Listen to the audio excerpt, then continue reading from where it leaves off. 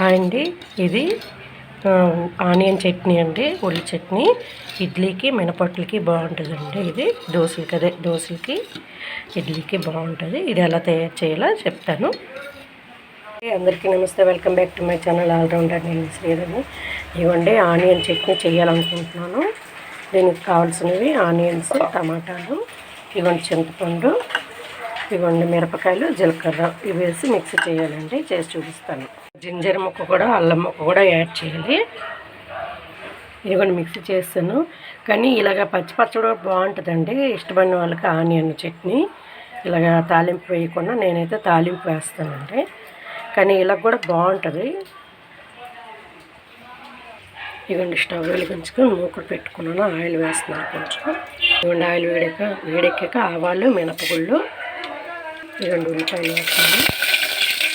ఇవ్వండి కరివేపాకు వేసాను.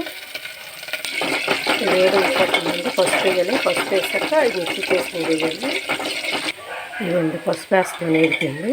ఇవ్వండి ఉల్లి చట్నీకి శుద్ధాలు కదా ఆనియన్ పచ్చి వేసి ఒక 10 నిమిషాలు అలాగ వేగుతూ ఉండాలండి. అప్పుడు వాటర్ యాడ్ చేయకూడదు, వేగాలి ముద్ద. మూత పెట్టి ఉంచుతాను. ఇవ్వండి సాల్ట్ యాడ్ చేసేసి మూత పెట్టేస్తున్నాను కలిపేసి. ఒక 10 మినిట్స్ పచ్చివాసన పోయిందాక అలా సిమ్లో ఉడకాలండి. ఇది మగ్గాలి.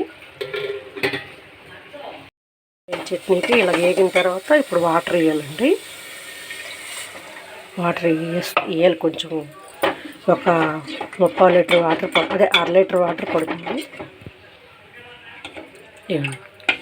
ఉల్లి చట్నీ ఇలాగే ఉండాలండి. ఎవరిష్టం వాళ్ళది చిక్కగా ఉంటే ఉంచుకోవచ్చు. మేమైతే ఇలాగ ఉంచుకుంటాము. ఈ మూత పెట్టేసి మరిగిపోయాక ఆపేయడమేనండి. ఇవ్వండి ఇలా మరిగిపోయింది. స్టవ్ ఆపేస్తాను. బౌల్లోకి తీసేస్తాను.